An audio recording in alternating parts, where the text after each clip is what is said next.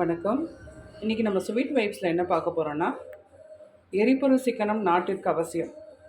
அதனால் நம்ம வந்து இந்த சிம்பிளாக எப்படி சமையல் பண்ணலாம், ஒரு சாம்பார் பண்ணுறது ஒரு ஷார்ட் டைமில் எவ்வளோ சீக்கிரம் நம்ம வந்து அது எவ்வளோ சிக்கனமாக எரிபொருள் சிக்கனமாக பண்ணலான்ட்டு வீடியோ பண்ண போகிறேன். இந்த குக்கர் சாம்பார் தான் பண்ண போகிறேன். இதில் வந்து பிகினர்ஸ்க்காக தான் நான் இந்த வீடியோ பண்ணுறேன்.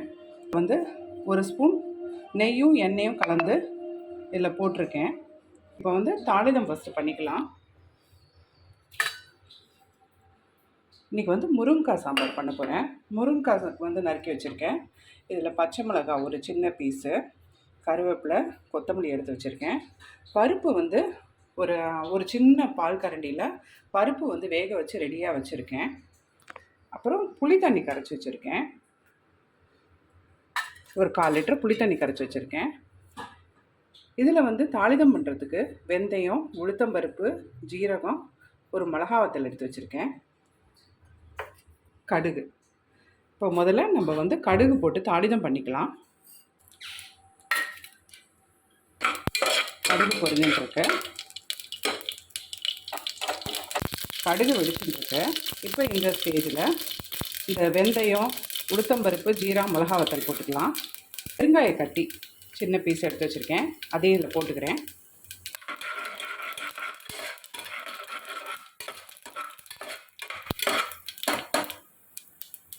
பருப்பு மட்டும் ரெடி பண்ணி வச்சுட்டோம்னா ஒரு 5 மினிட்ஸில் நம்ம கடற்கடனை சாம்பாரை பண்ணிவிட்டு வெளியில் வந்துடலாம். வச்சுட்டு குக்கர் மட்டும் நல்லா ஓசை வர விசில் நல்லா கரெக்டாக ஓசை வர மாதிரி கரெக்டாக பக்காவாக இருந்ததுன்னா ஒரு 5 மினிட்ஸில் நம்ம ரெடி பண்ணிவிட்டு வெளியில் வந்துடலாம்.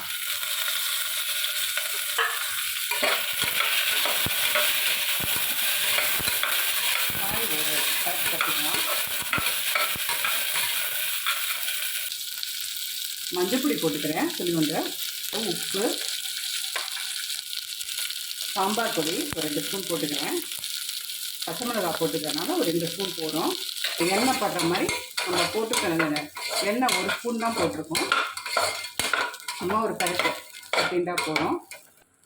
வச்சு வச்சுருக்கோம் இல்லையா புளி தண்ணி, இதை கொட்டிக்கலாம். இது போகிறேன்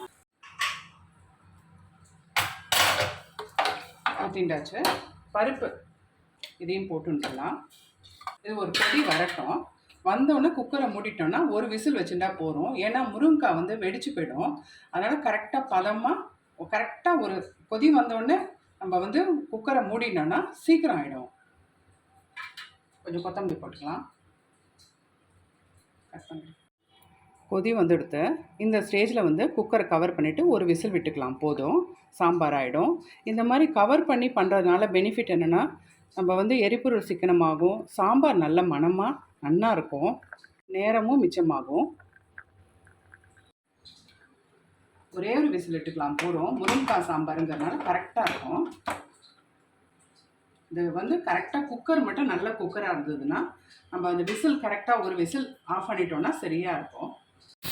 அதுக்கு ஆஃப் பண்ணிடுறேன். ஒரு விசில் வந்துவிட்டு சாம்பார் ரெடி ஆகிடுச்சு. குக்கர் ரிலீஸ் பண்ணிடலாம்.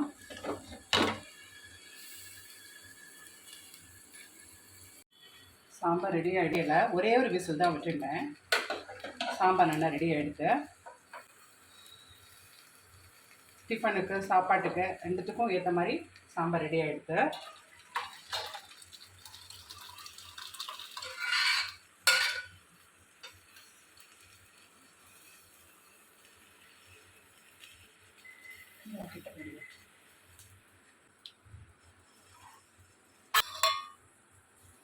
சுட சுட குக்கர் சாம்பார் ரெடி. முருங்கைக்காய் போட்டு குக்கரில் சாம்பார் பண்ணியிருக்கோம். எரிபொருள் வந்து சிக்கனம் ரொம்ப வீட்டிற்கும் நாட்டிற்கும் ரொம்ப அவசியம். பாருங்க, ஒரு 5 to 10 மினிட்ஸ்க்குள்ளே நான் எல்லாம் ரெடி பண்ணியாச்சு. சாம்பாரை ரெடி பண்ணி எடுத்து வச்சுட்டேன். உங்களுக்கு இந்த வீடியோ பிடிச்சிருந்ததுன்னா ஒரு லைக் பண்ணுங்க, ஷேர் பண்ணுங்க, சப்ஸ்கிரைப் பண்ணுங்க, கமெண்ட் பண்ணுங்க. நன்றி, வணக்கம்.